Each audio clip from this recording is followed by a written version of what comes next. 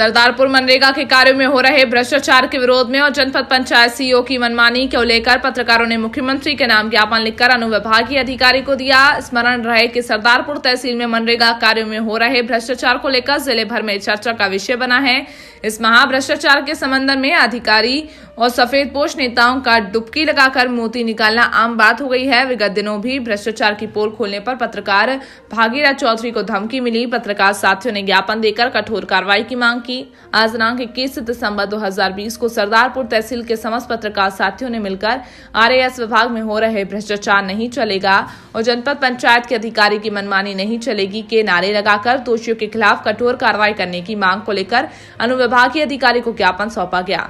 ज्ञापन का वाचन ज्वाला प्रसाद ने किया है। ज्ञापन के अंतर्गत आरएएस विभाग द्वारा विगत 3 वर्षों के कार्य को देखकर समस्त दस्तावेजों की जांच की जाए तो करोड़ों रुपए की हेराफेरी का पर्दाफाश हो सकता है।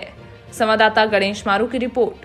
आपके समर्थन में पत्रकारों ने ज्ञापन दिया, क्या मामला था और क्या मांग है आपकी? मेरा ये था कि आरएएस विभाग की मैंने मतलब जो ग्रेवाल रोड चल रहे हैं मुरम रोड, उसमें मतलब मैंने छानबीन करी थी। अभी 2 महीने से इसी में लगा हुआ था। उसमें कुछ तो जॉब कार्ड नंबर फर्जी थे, नाम किसी और का और खाते किसी और के थे। उसमें मैंने मतलब जांच करी पैसे वैसे डालकर, तो भानगढ़ के मतलब कम से कम ज़्यादा नहीं तो 30 से 35 के खाते निकले उसमें वो मैंने लिस्ट मतलब उसमें पैसे डाल के सबके नाम लिखे थे। पैसे डालकर उनके नाम जब देख के फिर एसडीएम को मैंने शिकायत की थी। उन लोगों ने मेरे पर मतलब घर आके जान से मारने की धमकी दी, गाली गलौज करी थी। उस समर्थन में मैंने मतलब सब पत्रकार को अवगत कराया था। अवगत कराने पे आज हमने ज्ञापन दिया है एसडीएम महोदय को। क्या मांग है आपकी? यही कि उनसे सबसे रिकवरी होना चाहिए पैसे की। जितने भी पैसे निकले हैं, कम से कम 1.5 से 2 करोड़ रुपए निकले हुए हैं, तो उनसे रिकवरी होना चाहिए और ऐसा कभी कोई दूसरा मतलब कर नहीं पाए। ये बैंक कर्मचारियों की मिली भगत के बिना संभव है? बैंक वाले भी मिले हुए रहते हैं ना इनमें। तो इसमें क्या चाहते हो आप? बैंक कर्मचारियों उनके ऊपर भी कार्रवाई होना चाहिए। आपका नाम? भागीरथ चौधरी, एमपीटीवी मीडिया से प्रधान संपादक भागीरथ चौधरी। आज पत्रकार भागीरथ चौधरी के समर्थन में सभी पत्रकारों ने ज्ञापन दिया है। वरिष्ठ पत्रकार है, क्या कुछ कहना है आपका?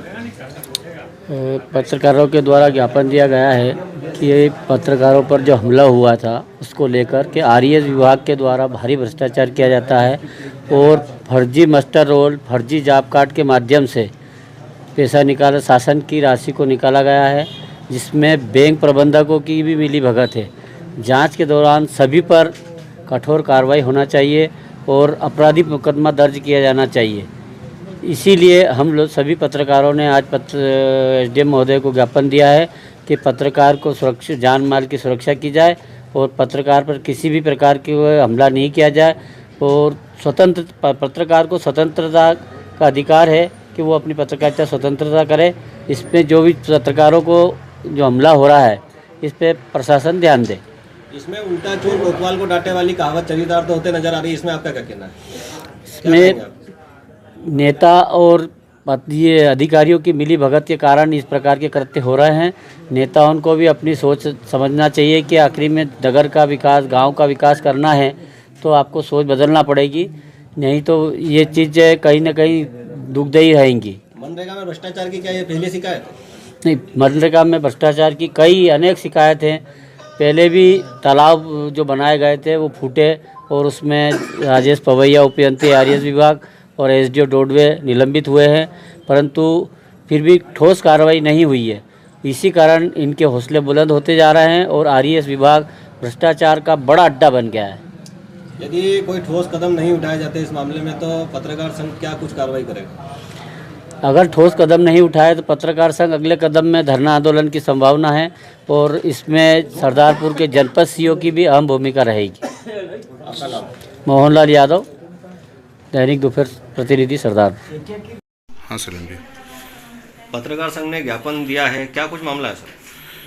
जैसा कि विदित है कि पिछले 3-4 दिनों से आरएएस विभाग के कार्यों में हुई भ्रष्टाचारी को लेकर जनपद और जिला पंचायत स्तर से जांच की जा रही है, जिसमें कुछ ग्राम पंचायतों में भ्रष्टाचार उजागर होने पर वहां के ग्राम रोजगार सहायक और जिन्होंने भी वहां फर्जी अकाउंट फ्रीज किए हैं उन पर कार्रवाई की गई।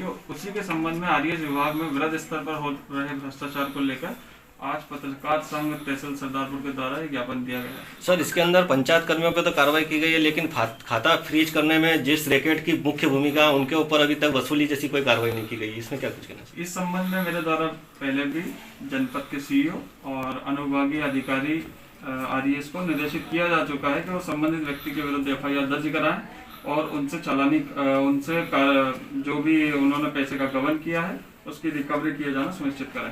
सर, लोकल लोगों के ऊपर ये जो कार्रवाई होगी, इसमें क्या कुछ कार्रवाई होने की संभावना है? जैसा कि अगर कुछ वित्तीय अनियमितता हुई है, शासकीय धन का दुरुपयोग हुआ है, अगर किसी व्यक्तिगत खाते में जाता है तो उस पर भारतीय दंड विधान के तहत चूंकि 420 एवं अन्य अनुषंगिक धाराओं में प्रकरण दर्ज करके कार्रवाई की जाएगी। इस मामले में पत्रकारों को कब तक न्याय मिल सकता है? पत्रकारों के साथ ही जितने ग्रामीण मजदूर हैं जिनका पैसा वो वास्तविक था उनको नहीं मिल के अन्य रसूखदारों के खाते में गया, सभी को शीघ्र ही इसमें न्याय मिलेगा। जांच जारी है और जल्दी कार्रवाई की जाएगी। इसमें बैंक कर्मियों की भी मुख्य भूमिका रहती है सर, उसके बाद ही खाता फ्रीज होने की प्रोसेस जो है आगे बढ़ती है, तो क्या बैंक कर्मचारी और बैंक मैनेजरों पर भी कार्रवाई होगी? बैंक कर्मियों की अभी ऐसी कोई भी फॉल्ट सामने नहीं आया है, परंतु अगर वो आता है तो उन पर भी विधि अनुसार कार्रवाई की जाएगी। आपका नाम और पद बताइए। मैं विजय राय, एसडीएम सरदारपुर।